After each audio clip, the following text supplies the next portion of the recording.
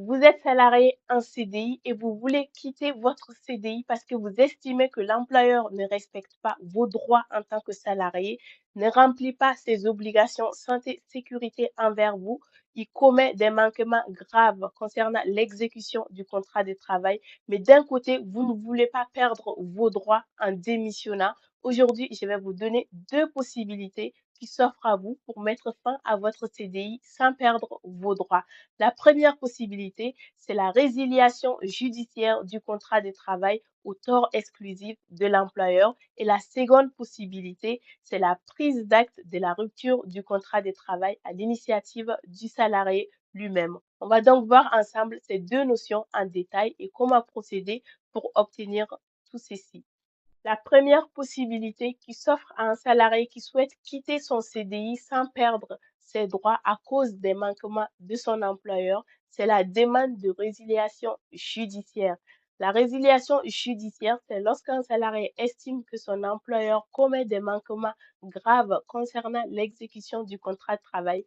Il peut saisir le conseil de prud'homme ou le tribunal compétent en fonction de votre pays pour demander la résiliation judiciaire de son contrat de travail au tort exclusif de l'employeur.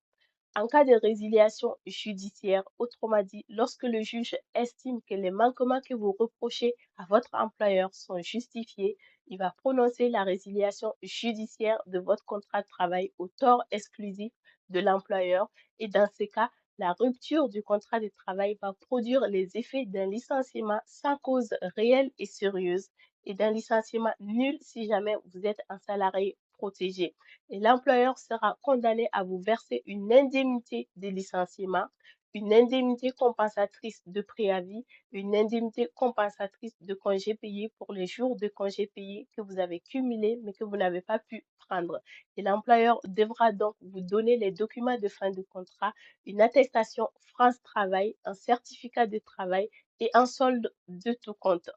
En revanche, lorsque le juge estime que les manquements que vous reprochez à votre employeur ne sont pas justifiés, il va donc rejeter votre demande de résiliation judiciaire. Et dans ce cas, pas de panique, les relations de travail continuent. Autrement dit, vous n'êtes pas considéré comme un salarié démissionnaire, vous continuez de travailler dans l'entreprise. Même si je sais que ce n'est pas évident de travailler dans une entreprise après une demande de résiliation judiciaire, mais non, votre contrat de travail n'est pas rompu. La relation de travail continue. La seconde possibilité qui s'offre à un salarié qui souhaite quitter son CDI à cause des manquements de son employeur sans perdre ses droits, c'est la prise d'acte de la rupture du contrat de travail à l'initiative du salarié lui-même. La prise d'acte entraîne une cessation immédiate du contrat de travail. C'est donc lorsque le salarié estime que le comportement de son employeur rend impossible le maintien des relations contractuelles. Il décide donc de prendre acte de la rupture de son contrat de travail. Il n'y a pas de procédure particulière concernant la prise d'acte de la rupture du contrat de travail, mais dans la pratique, il est conseillé au salarié d'envoyer une lettre recommandée avec accusé de réception à son employeur pour lui annoncer qu'il prend acte de la rupture de son contrat de travail. Ensuite, le salarié va saisir le conseil de prud'homme ou le tribunal compétent en fonction de votre pays pour demander la réqualification de sa prise d'acte en licenciement sans cause réelle et sérieuse.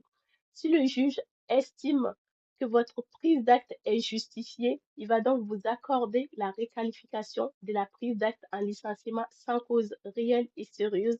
Et dans ce cas, votre prise d'acte va produire les effets d'un licenciement sans cause réelle et sérieuse.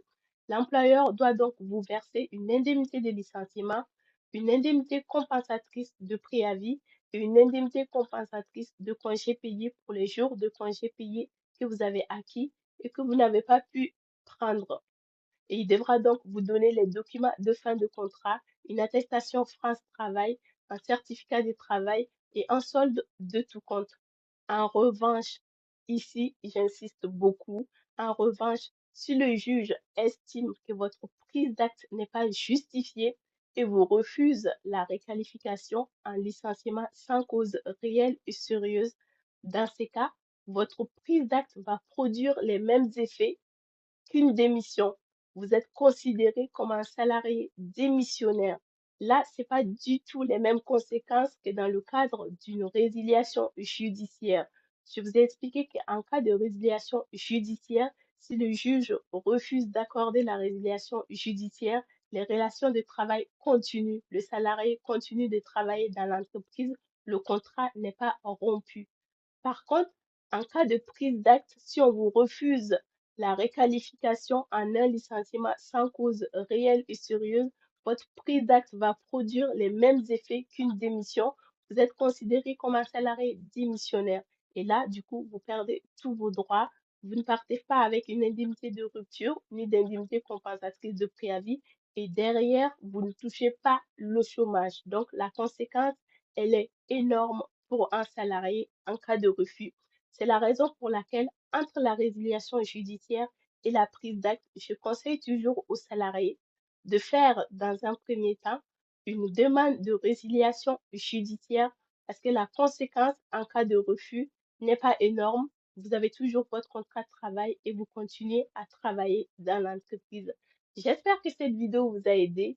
N'hésitez pas à vous abonner, à partager et continuer à vous abonner sur la chaîne YouTube et à activer la cloche de notification.